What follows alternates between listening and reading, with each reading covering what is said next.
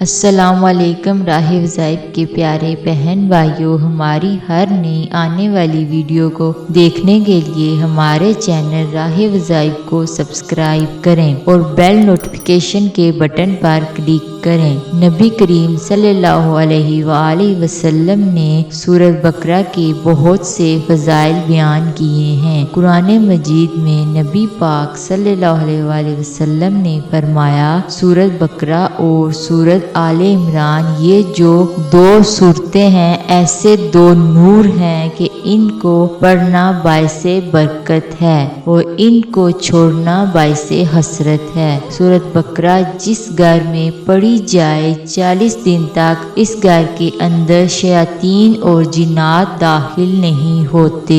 یہ سورۃ بقرہ کی فضیلت ہے۔ اور سورۃ بقرہ کے اندر ایک آیت ہے جس کو ہم آیت الکرسی کہتے ہیں۔ صرف ایک آیت الکرسی کے بعض ایسے فضائل ہیں کہ آپ حیران رہ جائیں گے۔ حضرت ابو ہریرہ بیان کرتے ہیں، جس وقت انہوں نے چور کو پکڑا، غلہ چوری کرنے کے لیے آیا تھا۔ رمضان المبارک میں بیت المال کے اوپر ڈیوٹی لگی تھی تو اس نے کہا تھا، میں تجھے ایک وظیفہ بتاتا ہوں۔ شیطان نے کہا کہ تو مجھے رسول اللہ صلی اللہ علیہ وآلہ وسلم کی بارگاہ میں پیش نہ کر، میں تجھے ایک وظیفہ بتاتا ہوں۔ کہا کیا وظیفہ؟ کہا آیت الکرسی پڑھ لیا کرو تو شیاطین سے محفوظ ہو جائے گا۔ میرے پیارے بہن بھائیوں، اگر آپ پر شیاطین کا حملہ ہے یا جنات کا یا آپ پر جادو کا اثر ہے تو آیت الکرسی پڑھیں،